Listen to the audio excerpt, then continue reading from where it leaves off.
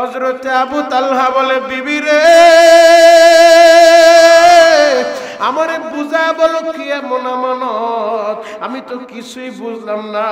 এবার হযরতে আবু তালহার বিবি চোখের পানি ছাড়ে উচ্চ আওয়াজে কান্দে না গো বাবা, কারণ যার সন্তান মারা যায় সেই বুঝে আরে কেমন মহিলা, কেমন ধৈর্যশীল মহিলা।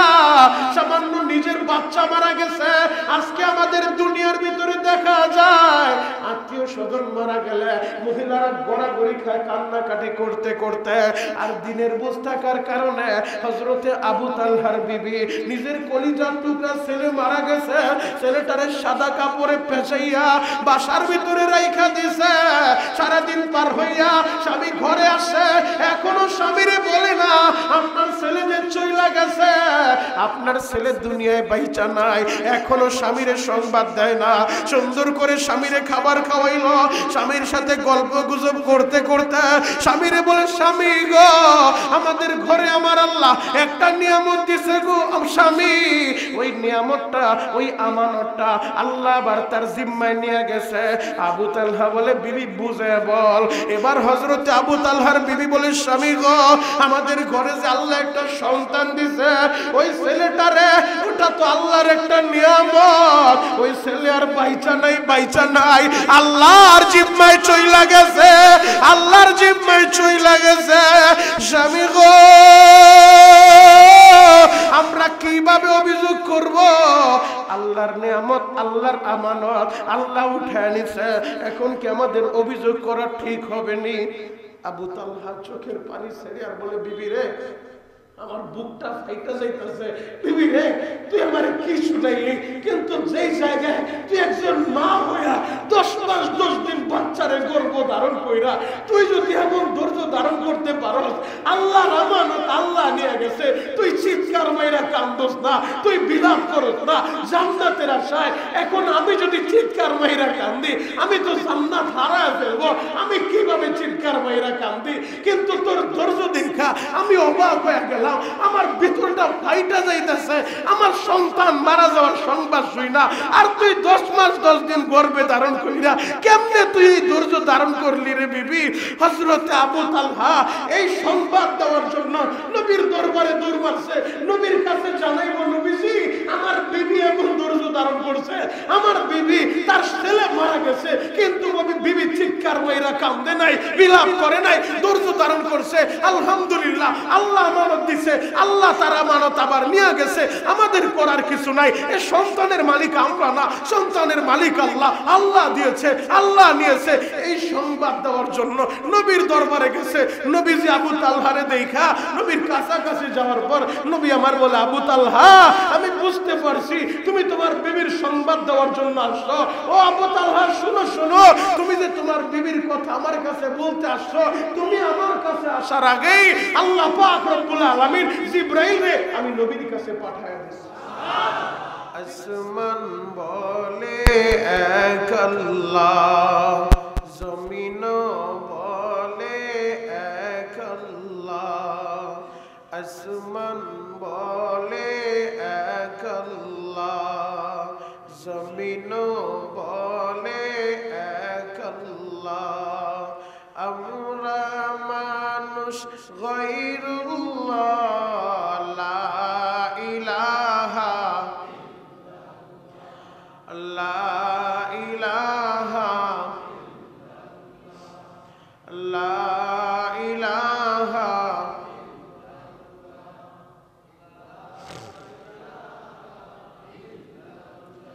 লা ইলাহা ইল্লাল্লাহু মুহাম্মাদুর রাসূলুল্লাহ সাল্লাল্লাহু আলাইহি ওয়াসাল্লাম। আল্লাহ আল্লাহ আল্লাহ আল্লাহ আল্লাহ আল্লাহ আল্লাহ আল্লাহ আল্লাহ আল্লাহ আল্লাহ আল্লাহ আল্লাহ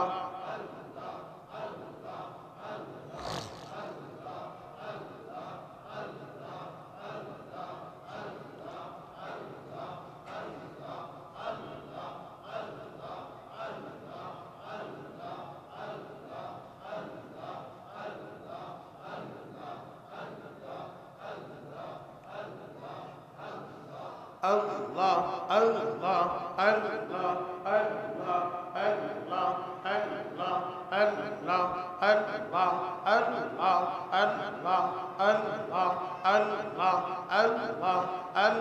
আল্লাহ আল্লাহ আল্লাহ আল্লাহ আল্লাহ আল্লাহ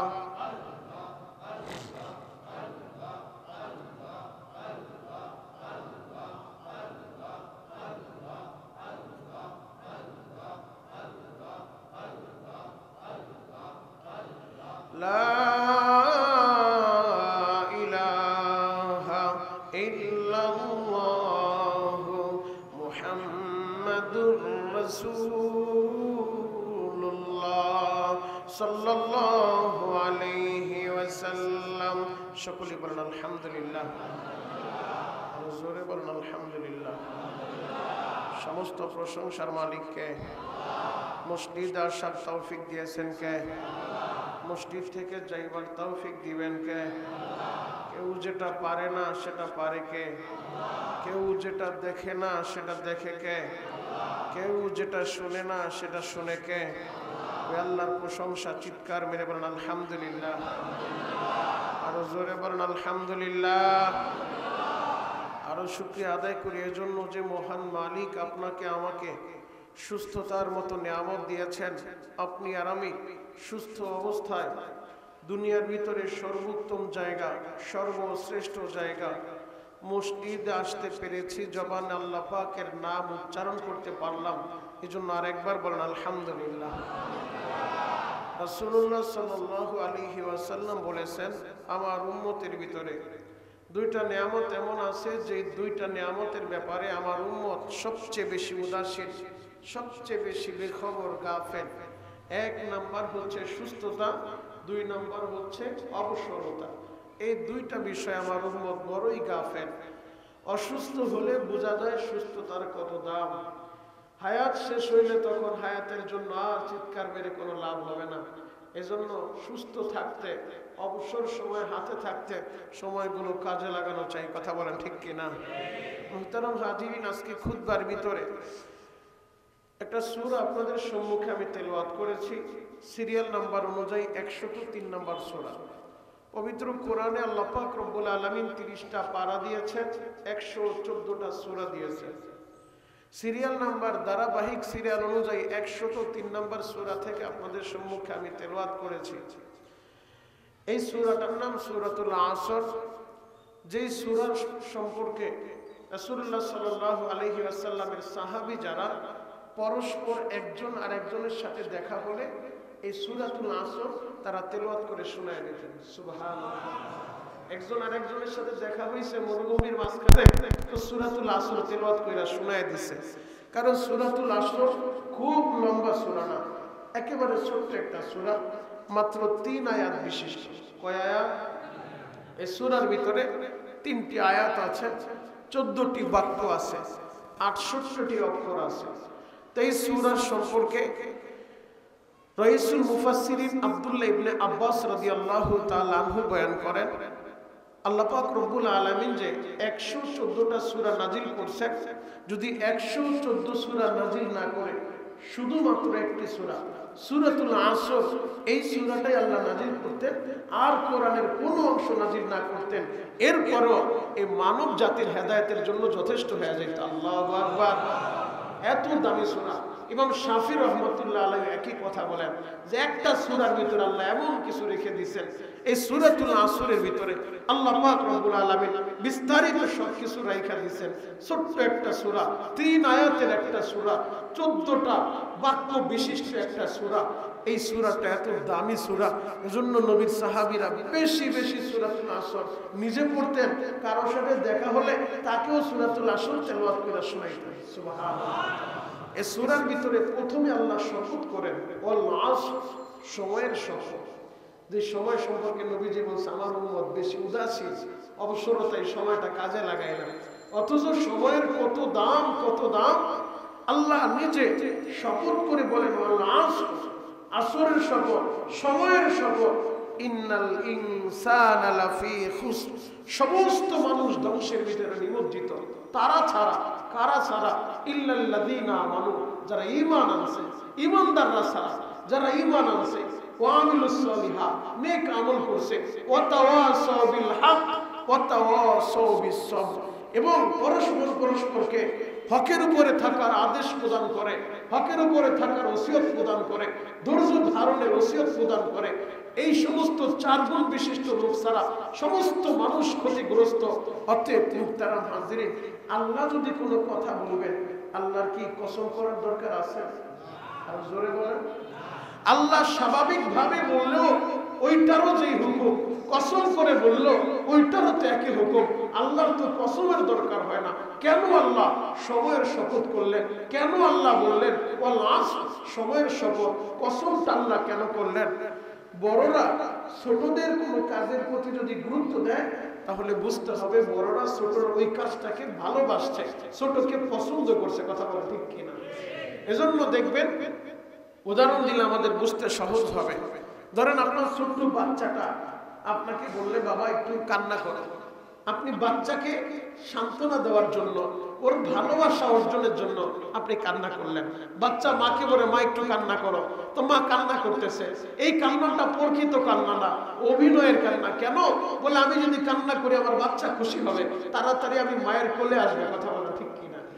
আল্লাহর নবী মসজিদে নববীতে তার কলিজার টুকরা নাতি ইমাম হাসান আর ইমাম হুসাইন, 2 ভাই চলে আসছে। আয়েশা বলে নানাজান আমরা ঘোড়ায় উঠবো, আপনি ঘোড়া হন। তো আমার নবী নিজে ঘোড়া হইলেন। আল্লাহু আকবার বলবেন না? নবীর নাতিদেরকে কতটা ভালোবাসছেন, রহমাতুল লিল আলামিন। তিনি হলেন ঘোড়া, তিনি ঘোড়ার মতো হয়ে নবীজি তার নাতি 2জনকে পিঠের উপরে উঠাইলেন। এখন ইমাম হাসান আর ইমাম হুসাইন, নবীর চুল তো বাবরি চুল ছিল, ওই চুল ধরে তারা বলে ঘোড়া সামনে আগা। হযরতে ওমর মসজিদে নববীর গেট দিয়ে ঢুকে বলে হায় হায়, এই ঘোড়াটা কত দামি, আর ঘোড়ার উপরে যারা সওয়ার হয়েছে তারা কত দামি। আল্লাহু আকবার। তার নবীজি যে ঘোড়া হয়েছে এটা তো প্রকৃত ঘোড়া না। কেন? এটা ভালোবাসা, নাতির আবদার করছে। এখন নানা তার নাতিদেরকে খুশি করার জন্য, সান্ত্বনা দেওয়ার জন্য এই ঘোড়া তিনি অভিনয় করছেন। এজন্য মানুষের শরীয়ত হলো আমরা একজন আরেকজনের প্রতি যদি কোনো কথা বলি, এই কথার গুরুত্ব বোঝানোর ক্ষেত্রে মানুষ বেশিরভাগ সময় কসম করে। স্বাভাবিক কথা বলতেছে তো বিশ্বাস করে না, তাকে বোঝানোর জন্য, গুরুত্ব দেওয়ার জন্য তখন মানুষ কসম করে বলে আল্লাহর নামের শপথ করে বললাম এই কাজটা এইভাবে হয়েছে, মানুষের গুরুত্ব বোঝানোর জন্য। তো আল্লাহ পাক রব্বুল আলামিন যেহেতু মানুষ কসম করে একজন আরেকজনকে গুরুত্ব বুঝাইতে চায়, কসম কইরা সত্যতা প্রমাণ করতে চায়, কসম কইরা তার কাজের ফজিলত বয়ান করতে চায়, এজন্য আল্লাহ মানুষের শরীয়ত অনুযায়ী মানুষকে ভালোবাসা আল্লাহ নিজেও কসম করলেন ওয়াল আসর, সময়ের কসম। আল্লাহু আকবার। এই সময়ের কত দাম, কত দাম। সামান্য 1 সেকেন্ড 2 সেকেন্ড সময়ের জন্য মানুষ কত দামি হয়ে যায়। একটা বাচ্চা মাতৃগর্ভে এখনো ভূমিষ্ঠ হয় নাই, মাতৃগর্ভে থাকা অবস্থায় ওই বাচ্চাটা যদি মারা যায় তো নর্দমায় চলে যায়। আর যদি ওই বাচ্চা সামান্য সময় পায়, সামান্য হায়াতে জিন্দেগি পায়, দুনিয়ায় ভূমিষ্ঠ হয়েছে, ওয়া ওয়া বলে চিৎকার মারছে, তো ওই বাচ্চা এরপরে যদি মারা যায়, ওই বাচ্চার কত দাম। সামান্য সময়ের পাওয়ার কারণে তার একটা ইসলামী নাম রাখতে হয়, তাকেও সুন্দরভাবে জানাজা পড়ায়, তাকেও দাফন কাফন করতে হয়, তাকেও মুসলমানের কবরে শায়িত করতে হয়। কথা বলা ঠিক কিনা? তো বাচ্চার মা বাবা যদি মুসলমান হয়, এরপর ওই বাচ্চা যদি ভূমিষ্ঠ হওয়ার 1 মিনিট পরেও মারা যায়, সামান্য চিৎকার মারছে, এরপরে মারা গেছে, এই মারা যাওয়ার কারণে এই সামান্য 1 মিনিট সময়ের কত দাম। 1 মিনিট সময় চিৎকার মারছে, যদি 1 মিনিট আগে মারা যাইতো, ভূমিষ্ঠ হওয়ার আগে মারা যাইতো, ওর নর্দমায় চলে যাইতো। 1 মিনিট পরে দুনিয়ায় 1 মিনিটের সময় পাইছে, একটা চিৎকার মারছে, দুনিয়া থেকে বিদায় নিয়ে চলে গেছে। ও কত দামি, কত দামি জানেন? ও স্বাভাবিক কোনো মানুষ না। ওর মা বাবা যেহেতু মুসলমান, ও যে ওয়া ওয়া বলে চিৎকার মারছে, ওর এই কান্নাটাই আল্লাহর কালিমা হয়ে গেছে। কারণ আল্লাহ ওর এই ভাষাটাই দিছে, আর ও এই ভাষাটাই সাক্ষী দিচ্ছে আল্লাহ ছাড়া আর কোনো মাবুদ নাই, আল্লাহ ছাড়া আর কোনো ইলাহ নাই। ও এই চিৎকার মারার কারণে এরপরে মারা গেছে। ওরে যখন কবরে শায়িত করা হয়, ও স্বাভাবিক কোনো কবরে থাকে না, ও জান্নাতের মেহমান হয়ে যায়। শুধু ওর নিজা যে জান্নাতে একা একা চলে যাবে ব্যাপারটা এমন না, ওর নিজেও জান্নাতে যাবে, ওর মা বাবা দুজনকে জান্নাতে নিয়ে যাবে। যাদের এই খুশনসিব হয়েছে ছোট্টবেলা সন্তান মারা গেছে ভূমিষ্ঠ হওয়ার পর পরে, কখনো সন্তান ভূমিষ্ঠ হয়ে মারা গেলে কখনো চিৎকার মারবেন না, বিলাপ করবেন না যে আল্লাহকে আমারই দেখে আর একজনের 5টা দিছে ওর একটাও মরে না, আমারে দিছেই একটা সেটাও আল্লাহ নিয়ে গেল, এমন অভিযোগ কখনো করবেন না। আল্লাহ দিছে, আল্লাহ নিছে, যেই মা বাবা ধৈর্য ধারণ করতে পারবে ওই বাচ্চাটা সে ইঞ্জিন হয়ে জান্নাতে আগে আগে চলে গেছে, মা বাবারে বগি বানায় টানতে টানতে দুজনকে জান্নাতে নিয়ে যাবে। আরো জোরে বলেন। এইজন্য আল্লাহ পাক রব্বুল আলামিন এই সন্তান দেন, সময়ের কত দাম, সেই সময়ের শপথ আল্লাহ করলেন। এখন বলতে পারেন যে হুজুর আমার তো সন্তান নাই, যার সন্তান নাই তাকেও আল্লাহ পাক রব্বুল আলামিন ধৈর্য ধরার মতো নিয়ামত দিবেন, সে ধৈর্য ধরবে, আলহামদুলিল্লাহ আল্লাহ দেয় নাই আমার করার কিছু নাই, এই আলহামদুলিল্লাহ ধৈর্য ধারণ করলেও আল্লাহ তাকে জান্নাত দান করবে। আম্মা জান আয়েশার কাছে নবীজি যখন এই হাদিস বয়ান করছে যে একটা বাচ্চা ভূমিষ্ঠ হইল, চিৎকার মাইরা মইরা গেল, এরপরে আল্লাহ তারে জান্নাত দিব, তার মা বাবারে জান্নাত দিব, আম্মা জান আয়েশা কান্না শুরু করছে, নবীজি যদি আল্লাহ আমার এমন একটা সন্তান দিয়ে নিয়ে যাইতো, তো নবীজি তারে সান্ত্বনার বাণী শোনায়, আয়েশা রে তোমার সন্তান হয় নাই, তুমি চিন্তিত করো না, সন্তান দেওয়ার মালিক আল্লাহ, ছেলে দান করেন কে? জোরে বলেন। প্রতিটা কথা কিন্তু ইমানের কথা। সন্তান দান করেন কে? ছেলে দেন কে? মেয়ে দেন কে? ছেলেও না মেয়েও না, নিঃসন্তান করে রাখেন কে? তো প্রতিটা কথা ইমানের কথা। তো যে বান্দা বান্দির আল্লাহ সন্তান দিছে, আর যাদেরকে সন্তান দেয় নাই, যাদেরকে সন্তান দেয় নাই তাদেরকে ধৈর্যের নিয়ামত দিছে, ওয়াতাওয়াসাউ বিল হক ওয়াতাওয়াসাউ বিস সবর, ধৈর্যের নিয়ামত দিছে। সে যদি ধৈর্য ধারণ করতে পারে কোনো অভিযোগ আল্লাহর প্রতি নাই, আল্লাহ দেয় নাই তো আমি কি করব? এখানে দুনিয়ার কারো কোনো ক্ষমতা নাই, কোনো পীর বাবার ক্ষমতা নাই, কোনো পীর ফকিরের ক্ষমতা নাই, কোনো ডাক্তারের ক্ষমতা নাই, আল্লাহ দেয় নাই, আমার করার কিছু নাই, আমি ধৈর্য ধরলাম, আল্লাহ দিলো আলহামদুলিল্লাহ, আল্লাহ নিল আলহামদুলিল্লাহ, না দিল আলহামদুলিল্লাহ। এই যে ধৈর্য ধারণ করছে নবীজি বলেন আয়েশা রে এই ধৈর্যের বিনিময়ে আল্লাহ তোমাকে জান্নাত দান করবে। এজন্য সন্তান না হইলেও তারা ধৈর্য ধারণ করবেন আলহামদুলিল্লাহ। আর যার বাচ্চা হয়েছে, যেই কথাটা বললাম সময়ের কত দাম, কত দাম, সামান্য 1 মিনিটের ব্যবধানে ও জান্নাতি হয়ে যায়, ওর মা বাবা জান্নাতে চলে যাবে। আর 1 মিনিট আগে যদি মারা যাইতো, গর্ভে থাকা অবস্থায় মারা যাইতো, ও তো নর্দমায় চলে যাইতো, ওরে তো দাফন কাফন দেওয়ার দরকার হইতো না, ওর নাম রাখার দরকার হইতো না, শুধুমাত্র 1টা মিনিট সময় পাইছে, দুনিয়ায় আসছে, চিৎকার মারছে, তোর একটা ইসলামী নাম রাখতে হবে, সুন্দর নাম রাখতে হবে, দাফন কাফন করতে হবে। কথা বলেন ঠিক কিনা? আর যাদের বাচ্চা 5 বছর 7 বছরের সময় মারা যায়, 5-7 বছর বাচ্চা ছিল, এরপরে বাচ্চাটা মারা গেছে, ওই মা বাবাও যদি সন্তান মারা যাওয়ার পরে ধৈর্য ধারণ করতে পারে, ওই বাচ্চাটাও জান্নাতে চলে যাবে। ছোট ছোট বাচ্চাগুলা মারা যায়, এই মুসলমানের সন্তান, ওর মা বাবা যদি মুসলমান হয়, এই বাচ্চাগুলো নাবালক অবস্থায় মারা গেলে আল্লাহ এদের সবাইকে জান্নাতের ভিতরে ঢুকায় দেয়। জাতির পিতা ইব্রাহিম আলাইহিস সালাতু ওয়াস সালাম এই বাচ্চাদেরকে নিয়ে কোরআনের তালিম দিতে থাকে। আরো জোরে বলেন। আপনাদের বাচ্চা মারা গেছে, ধৈর্য ধারণ করেন আর দোয়া করেন আল্লাহ আমাদেরকে আপনি কবুল করেন। চিৎকার মেরে বলেন আমিন। জ্বলন্ত একটা প্রমাণ আপনাদের সামনে আমি তুলে ধরবো, আপনাদের বুঝতে সহজ হবে। নবীর একজন সাহাবী তারা কিভাবে ধৈর্য ধারণ করতেন। আল্লাহ নবীর সাহাবী আবু তালহা রাদিয়াল্লাহু তাআলা আন, তিনি গিয়েছেন অসুস্থ বাচ্চা রাইখা মরুভূমিতে কাজ করার জন্য গেছেন। অসুস্থ বাচ্চারে বাসায় রেখা আল্লাহ নবীর সাহাবী আবু তালহা মরুভূমিতে কাজ করতে গেছে। কিছু সময় পর বাচ্চাটা মারা গেছে। তৎকালীন জামানায় তার টেলিফোন ছিল না যে বিবি সাহেব টেলিফোন করে বলবে তাড়াতাড়ি আসো ছেলে মারা গেছে। টেলিফোন তো ছিল না, কোন জায়গায় খোঁজ করবে? বেগম সাহেবা বাসায় সুন্দর করে বাচ্চাটারে সাদা কাপড় দিয়ে ঢাইকা রাইখা দিছে। আবু তালহা রাদিয়াল্লাহু তাআলা সারাদিন পার হয়ে যায়, সে তো আর আসে না।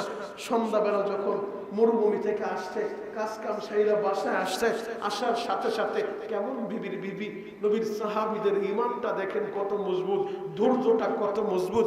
বাসায় আসছে, আসার পরে চিৎকার বাইরা স্বামীরে জড়ায় ধরে নাই যে সব শেষ, এই কথা বলে নাই। বাসায় আসছে, স্বামীর আগে সালাম দিছে। আল্লাহু আকবার। আরো জোরে বলেন।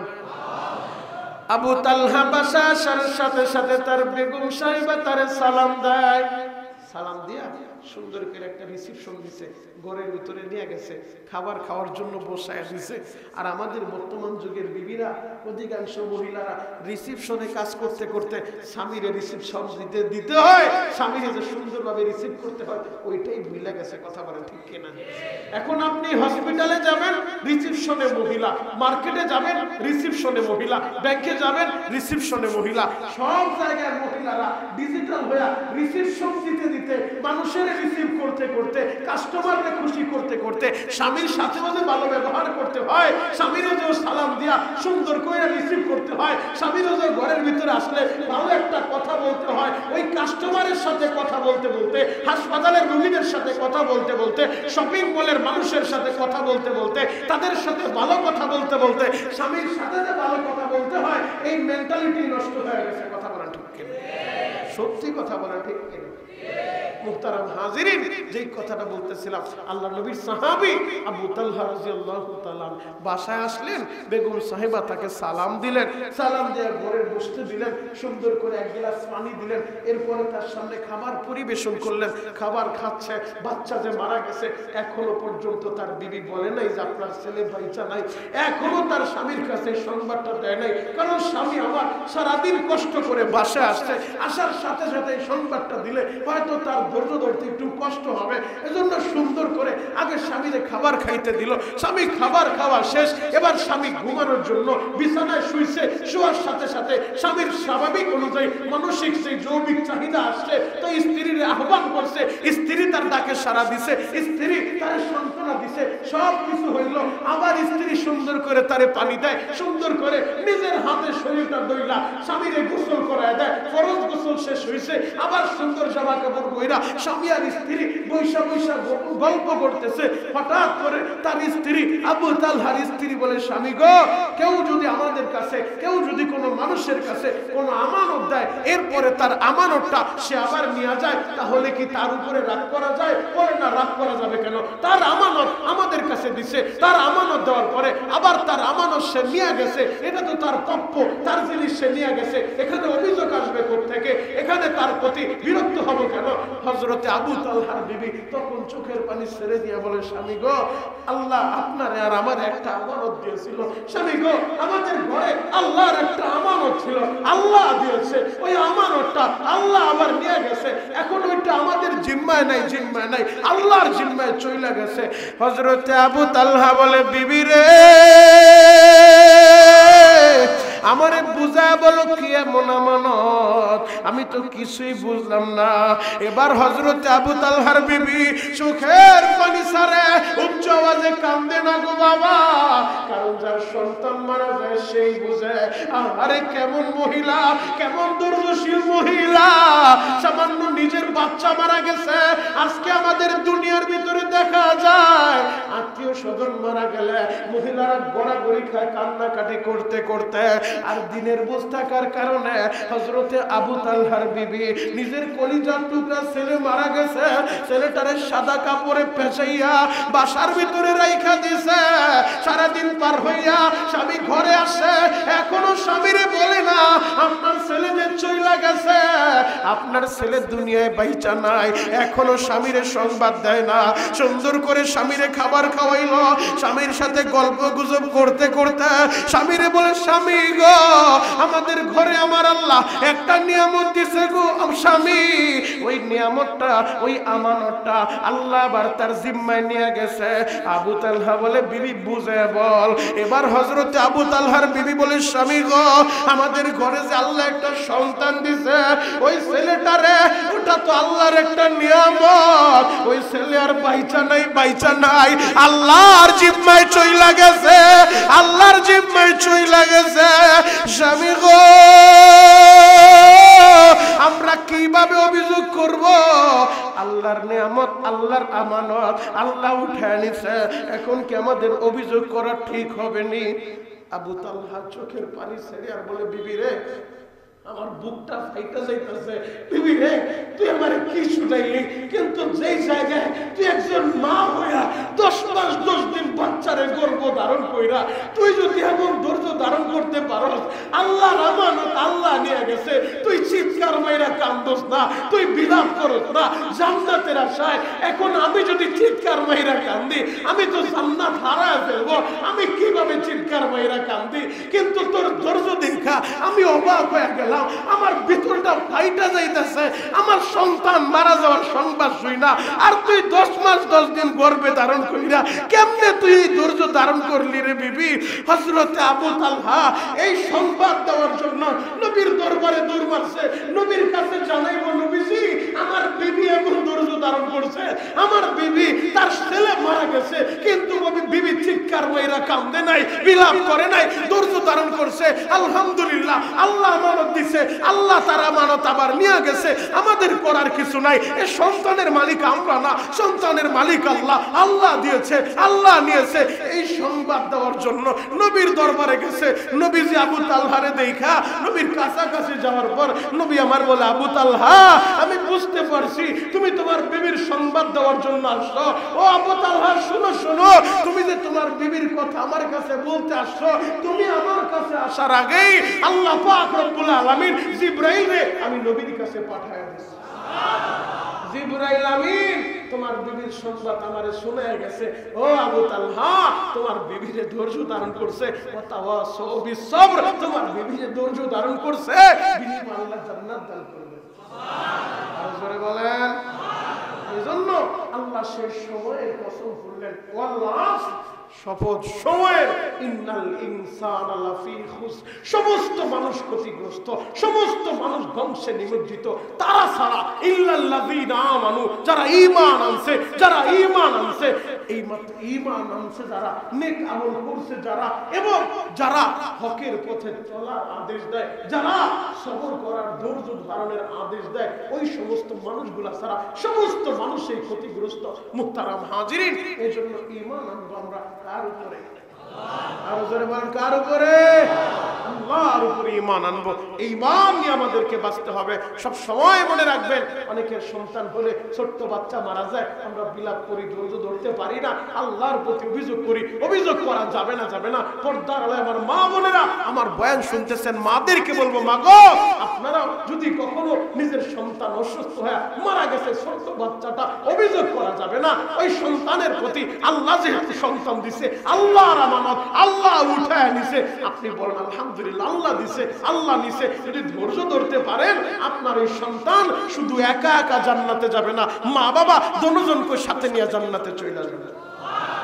মুহতারাম হাজিরিন, কারণ একজন মা সে জানে তার চোখের সামনে তার ছেলে যদি মারা যায়, তার সন্তান যদি মারা যায়, কোনো মা সইতে পারে না, কোনো বাবা সইতে পারে না। তাহলে কি পরিমাণ ধৈর্য ধারণ করতে হয় একটা বার চিন্তা করে দেখেন, কি পরিমাণ ধৈর্য ধারণ করছিলেন নবীর সাহাবীরা। মুহতারাম হাজিরিন, এজন্য আমাদেরকে ধৈর্য ধারণ করতে হবে। আর ঈমান এনেছি আল্লাহর উপরে, এই ঈমান নিয়ে আমাদেরকে বাঁচতে হবে।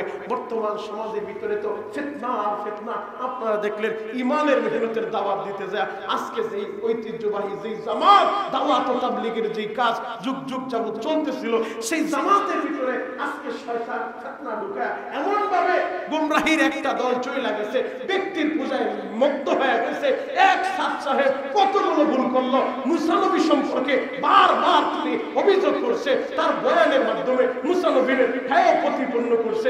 এরপরে নবীদের সম্পর্কে, আম্বিয়া আলাইহিস সালাতু ওয়াস সালাম সম্পর্কে গোমরাহি বক্তব্য দিচ্ছে। উলামায়ে কেরাম তার ভুল ধরিয়ে দিয়েছে যে আপনি শুধরে আসেন, কিন্তু সে তার ভুল থেকে পিছপা না, সে তার ভুলের উপরে অটল, সে তার ভুলের উপরে থাকতে চায়। আর মানুষ এমন ভাবে মগজগুলা দোলাই করছে, কিছু মানুষ তার অনুসারী হয়ে এখন ব্যক্তি পূজায় নিমজ্জিত হয়ে গেছে। আমরা কোনো ব্যক্তির পূজায় নিমজ্জিত হব না, আমরা গোলামি করব একজনের, তিনি কে? আরো জোরে বলেন, তিনি কে? আল্লাহর গোলামি করব, আল্লাহর গোলামি করব, আল্লাহর সামনে মাথা নত করব। আল্লাহ ছাড়া আর কারো সামনে মাথা নত করা যাবে না। এখন ফিতনা এমন ভয়াবহ রূপ ধারণ করছে, আপনারা দেখছেন 18 সালে তারা ওই টঙ্গীর ইজতেমায় মারামারি কইরা অনেক মাদ্রাসার ছাত্রদেরকে তারা শহীদ করছে, রক্তাক্ত করছে, অনেক দায়ীদেরকে রক্তাক্ত করছে। গত পরশুদিন রাত্রিবেলা রাতের অন্ধকারে ঘুমন্ত মানুষের উপর আক্রমণ চালায় 4 জন ভাইকে যারা শহীদ করে দিল। আজকে প্রায় শতাধিক মানুষ আহত হয়ে হাসপাতালের বেডে পড়ে আছে। যারা বলে দিনের দাওয়াতের কথা বইলা, যারা ইমানের দাওয়াতের কথা বইলা মানুষদেরকে হত্যা করে, যারা দিনের দাওয়াতের কথা বইলা রাতের অন্ধকারে আল্লাহর বান্দাদেরকে শহীদ করে, এটা প্রকৃতপক্ষে এটা ওরা ব্যক্তি পূজায় নিমজ্জিত হয়েছে। ওই গোমরাহ সাতসাবের অনুসারীদেরকে বাংলাদেশে নিষিদ্ধ করতে হবে। কথা বলা ঠিক কিনা?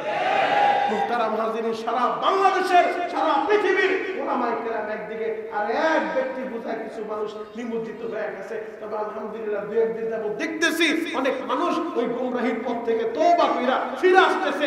এখনো যদি কোনো গোমরাহির ভিতরে থাকেন কেউ, ফিরে আসেন, খাঁটি দিলে তওবা করেন, ইবাদত করবে আল্লাহ, কোনো ব্যক্তির না, কোনো জুবাইরের না, কোনো সাদের না, ইবাদত হবে আল্লাহ। তবে কোরআন সুন্নাহ অনুযায়ী আমাদেরকে দ্বীনের দাওয়াত দিতে হবে। কথা বলে ঠিক সেই সাদ সাহেবের অনুসারী যারা টঙ্গীর ইজতেমার ময়দানে ফিতনা লাগানোর জন্য, দেশের ভিতরে বিশৃঙ্খলা সৃষ্টি করার জন্য গত 2 দিন আগে রাতের অন্ধকারে হামলা চালিয়ে আমার 4 জন ভাইকে শহীদ করেছে। অনেক মানুষ আহত অবস্থায় হাসপাতালের বেডে পড়ে আছে। গতকালকে রাত্রেবেলা মুয়াজ নূর নামে ওদের যে একজন হোতা, ওকে গতকালকে পুলিশ গ্রেফতার করছে। রাতের বেলা ওকে খিলগাঁওয়ের বাসা থেকে গ্রেফতার করছে। তো এর তীব্র নিন্দা জানানোর জন্য এই কেরানীগঞ্জের যারা দাওয়াত ও তাবলীগের সাথে সম্পৃক্ত কেরানীগঞ্জের মার্কাজ থেকে সিদ্ধান্ত আসছে, হয়তো কদমতলীতে তারা আজকে জুমার নামাজের পরে একটা সভা করবে, প্রতিবাদ জানাবে। সব মসজিদ থেকে লোকজন যাবে। তো এখান থেকে আমাদের এই এলাকার যারা তাবলীগের সাথী আছে তারাও যাবে, তাদের নেতৃত্বে অনেক মানুষ এখানে যাবে। এরপরে শাহী মসজিদ থেকে যাবে। তো ইনশাআল্লাহ যারা যেতে চান কদমতলী আমাদের এই এলাকার যারা তাবলীগের সাথী আছে, ওই যে উমর ভাই এবং মাওলানা সাহেব যারা আছে তাদের সাথে ইনশাআল্লাহ আপনারা সবাই কদমতলী যাবেন যারা যেতে চান ইনশাআল্লাহ। আর আমরা আমাদের অবস্থান থেকে আজ থেকে খাঁটি দিলে তওবা করব। কোনো ব্যক্তির পূজায় আমরা নিমজ্জিত হব না। গোলামি করব কার? আরো জোরে বলেন কার?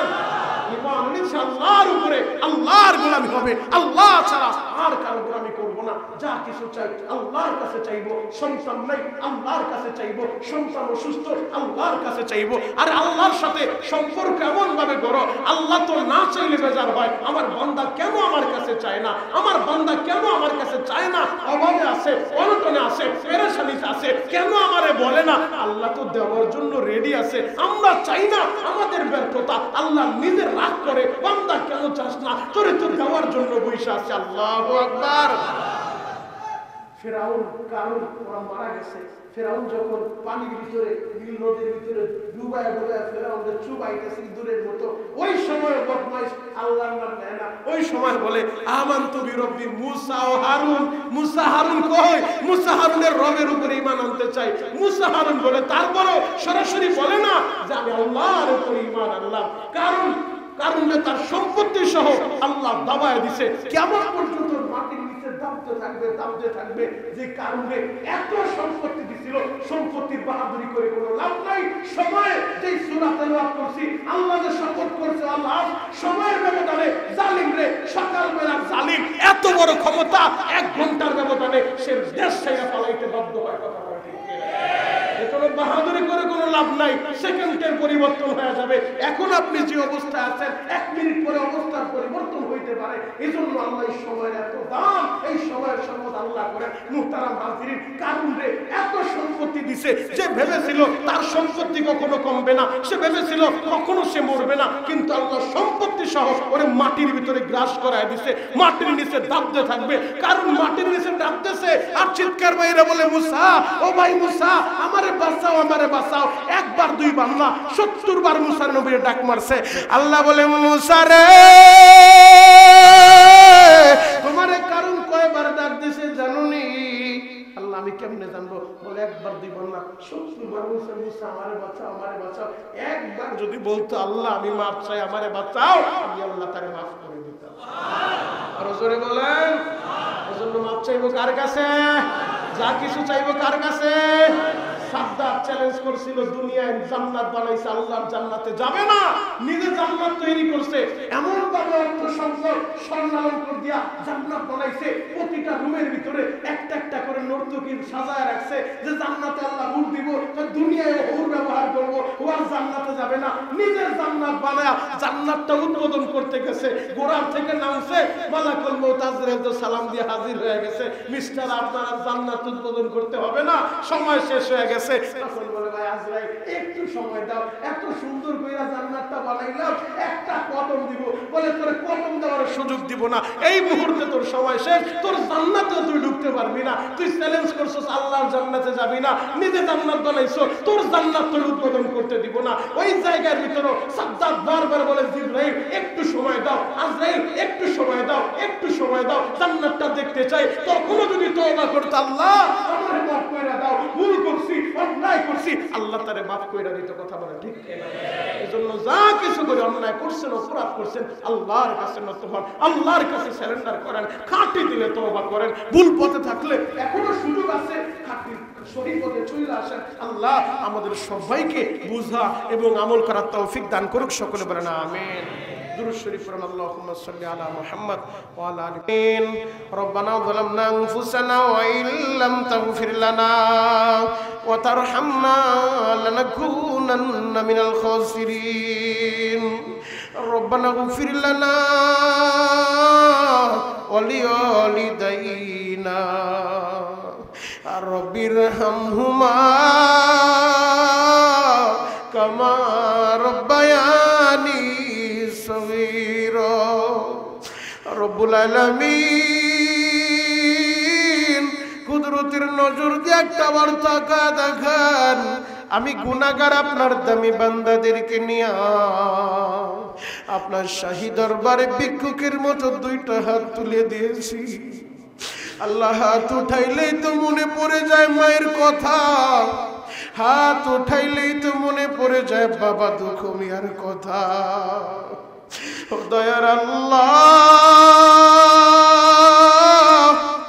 কার যেন মা দুনিয়ার মায়া ছাইরা ওই অন্ধকার কবরের বাসিন্দা হয়ে গেছে, কার যেন বাবা